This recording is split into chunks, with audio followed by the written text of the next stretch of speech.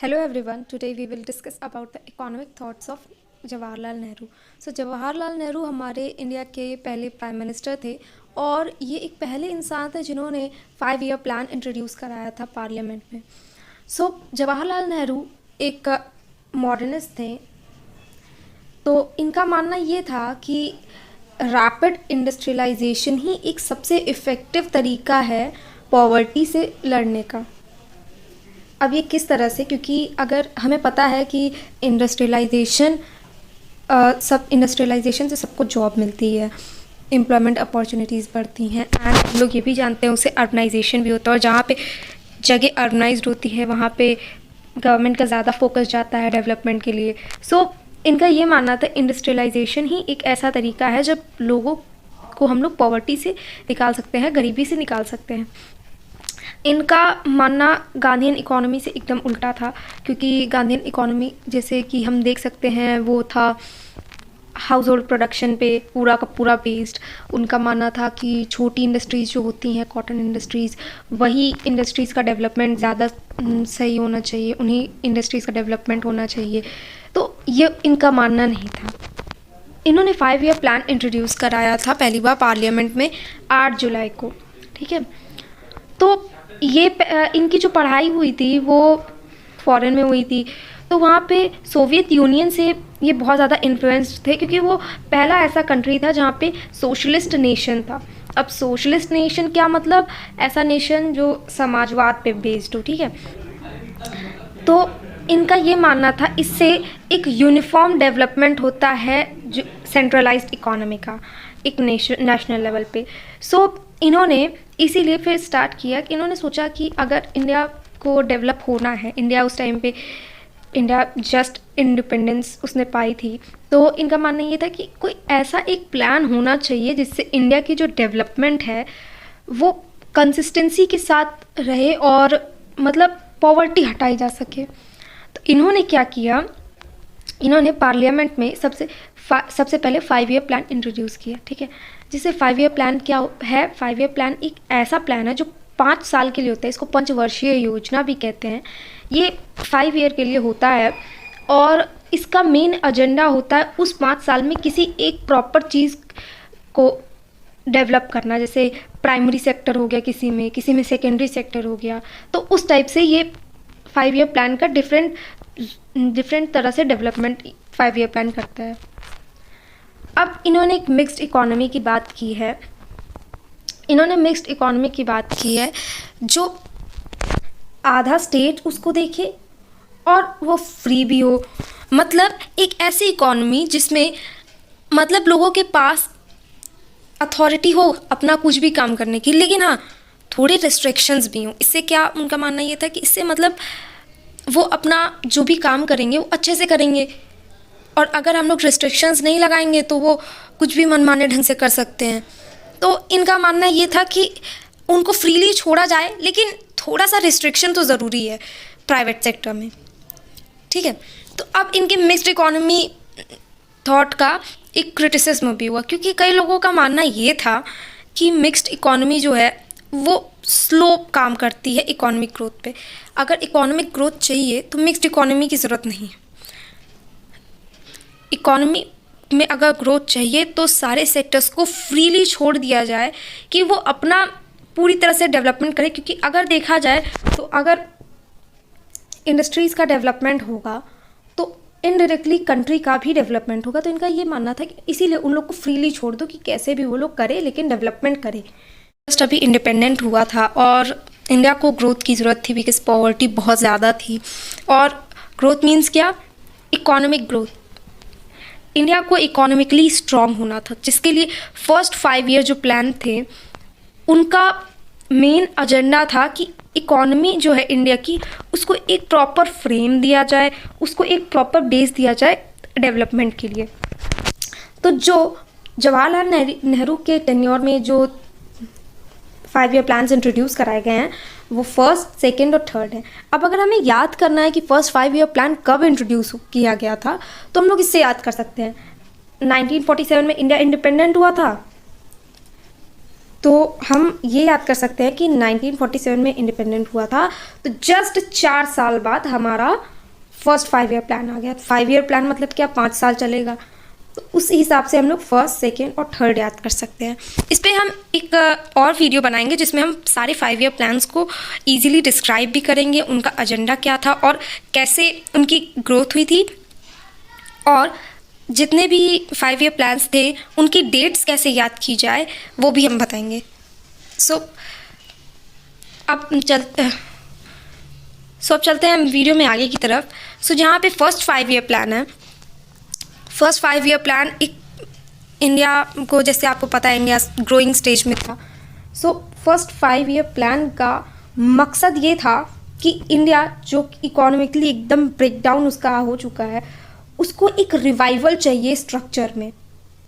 First plan का जो motive ये था कि जो प्राइमरी सेक्टर्स हैं हमारे, स्पेशली ये 7 मेजर एरियाज जो कि थे energy, agriculture, community development, irrigation, rehabilitation of landless farmers, transport and communication and social service, ये सारे जो थे 7, ये आप याद भी कर सकते हैं।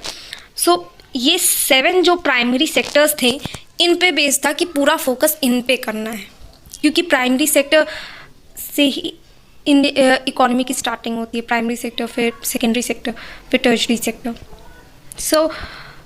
जो हमारा पहला इसका हम लोग पॉइंट देखते हैं। The Indian government at that time was working on improving the per capita income. Per capita income को बढ़ाने में इंडिया की जो गवर्नमेंट थी वो लगी हुई थी कि वो इम्प्रूव हो। इम्प्रूव हुआ था फर्स्ट 5 ईयर प्लान में, किसे 8% से 8% बढ़ा था। नेट डोमेस्टिक प्रोडक्ट जो था वो 15% बढ़ा था। इंडियन एक्सचेंज रिजर्व्स जो थे वो उसमें इम्प्रूवमेंट आई थी। इरिगेशन प्रोजेक्ट्स भी थे जो बहुत फेमस हैं, जैसे कि Bhakra Nangal project, Hirakud project, Damodar valley project, वो इस टाइम पे फर्स्ट 5 ईयर प्लान के टाइम पे एग्जीक्यूट किए गए थे। WHO की हेल्प से इंडिया ने चाइल्ड हेल्थ और इन्फेंट मोर्टेलिटी रेट को घटाने में बहुत हेल्प हुई इंडिया की। अब इसके अंत आते आते तक टेक्निकल एजुकेशनल जो सेक्टर्स थे, जैसे कि IIT ये बना, UGC ये बना। क्यों? क्योंकि इंडिया की जो एजुकेशनल जो फील्ड है उसमें जो फंड हो वो हाई रेज किए जा सके। जो फर्स्ट 5 ईयर प्लान है उसका टोटल बजट था 2378 करोड़, जो कि सक्सेसफुल था। हमें ये याद रखना है कि फर्स्ट 5 ईयर प्लान जो था वो एक सक्सेसफुल प्लान था 5 ईयर प्लान की तरफ। सेकेंड 5 ईयर प्लान जो था वो 1956 से 1961 तक चला। अब इसमें जो हमारा मेन फोकस था वो हमारा था पब्लिक सेक्टर। पब्लिक सेक्टर जो था हमारा मेन फोकस इस पे था कि मतलब कैसे हम लोग इन्वेस्टमेंट को एक प्रॉपर जगह एलोकेट करें जिससे हमारा ज़्यादा से ज़्यादा यूटिलाइजेशन हो। इस इकोनॉमिक ग्रोथ को मैक्सिमाइज करने के लिए बहुत सारी चीज़ें हुई थी इस टाइम पे, जैसे Tata institute of fundamental research and atomic energy commission of India, ये जो 2 चीज़ें थी वो डेवलप हुई थी। ठीक है, तो इंडिया जो था अब एटॉमिक एनर्जी की तरफ बढ़ रहा था, उसका एरिया इम्प्रूव हो रहा था। लेकिन हाँ, ये किसी लड़ाई झगड़े के पर्पस से नहीं हो रहा था, ये बस एक पीसफुल चीज़ के लिए होता है कि मतलब हाँ, अगर इन फ्यूचर ऐसा कुछ हो तो इंडिया मतलब पूरी तरह से रेडी रहे। तो इंडिया का स्टैंडर्ड बढ़ाने के लिए इंडस्ट्रियल प्रोडक्शन में इंडियन स्टैंडर्ड इंस्टीट्यूट, जिसको अब ब्यूरो ऑफ इंडियन स्टैंडर्ड्स कहा जाता है, वो सेटअप किया गया। ये क्यों सेटअप किया गया कि जो क्वालिटी है इंडस्ट्रियल प्रोडक्शन की उसको बढ़ाने के लिए। जैसे कि हमें पता है फर्स्ट जो हमारा 5 ईयर प्लान था वो हैरोडोमर मॉडल पे बेस्ड था, और जो सेकंड था वो महालनोबिस मॉडल पे बेस्ड था। जो इंडियन स्टैटिस्टिशियन जो थे प्रशांत चंद्र महालनोबिस, उनके नाम से इसका नाम रखा गया था। आप ये याद कर सकते हैं। जो इसका एक्चुअल रेट था ग्रोथ का वो 4.27% था, जो उस टाइम के लोगों ने बहुत क्रिटिसाइज़ किया था, स्पेशली PR शेनॉय ने। इस पूरे प्लान का बजट जो था वो 4,800 करोड़ था, जो कि एक सक्सेस ही था, क्योंकि 4% ग्रोथ उतना भी बेकार नहीं था। अब बढ़ते हैं थर्ड 5 ईयर प्लान की तरफ। तो थर्ड 5 ईयर प्लान जो था वो 1961 से 1966 तक चला था। ये जो था, ये प्लान एक तरह से एक पूरा का पूरा फ्लॉप था, क्योंकि बहुत सारी ऐसी कंडीशंस डेवलप हो गई थी उस टाइम पे। फर्स्ट जो सिनो इंडियन कॉन्फ्लिक्ट हुआ था 1962 में, अब मतलब इसको हम लोग इंडो चाइना वॉर के नाम से भी जानते हैं, और फिर इंडो पाक वॉर हुई 1965 में, जिससे इंडिया की इकॉनमी बहुत बुरी तरह से आहत। फिर बाद में 1965 में पूरे इंडिया में सूखा पड़ गया था, जिसकी वजह से भी नेशनल इकॉनमी पर बहुत असर पड़ा था। फिर बाद में नेहरू जी की डेथ हो गई थी 1964। मतलब ऐसी बहुत सारी घटनाएं हुई जिसकी वजह से इंडिया को IMF इंटरनेशनल मॉनेटरी फंड से पैसे बोरो करने पड़े, ठीक है। और पहली बार इंडिपेंडेंस के बाद ऐसा हुआ था, इंडिया के जो रुपये की वैल्यू थी वो कम हो गई थी। मतलब ये कुछ चीज़ें ऐसी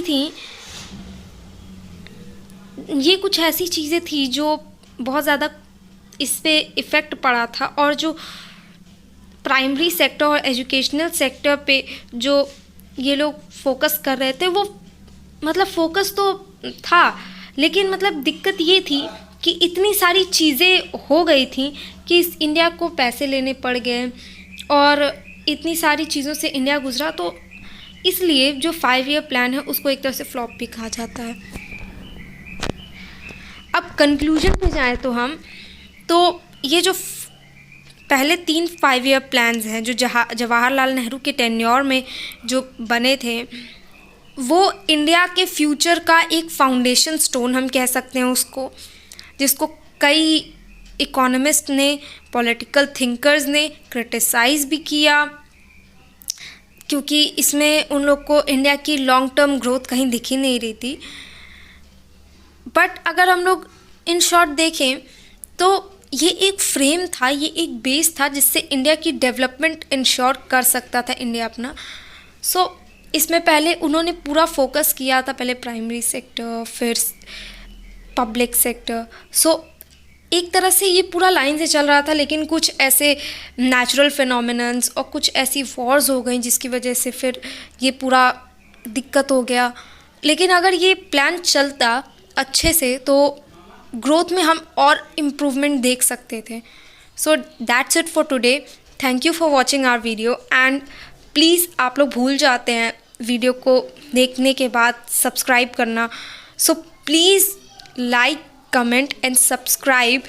एंड अगर आपको इससे भी रिलेटेड कोई नया वीडियो चाहिए आप कमेंट कर सकते हैं in the comment box. Thank you.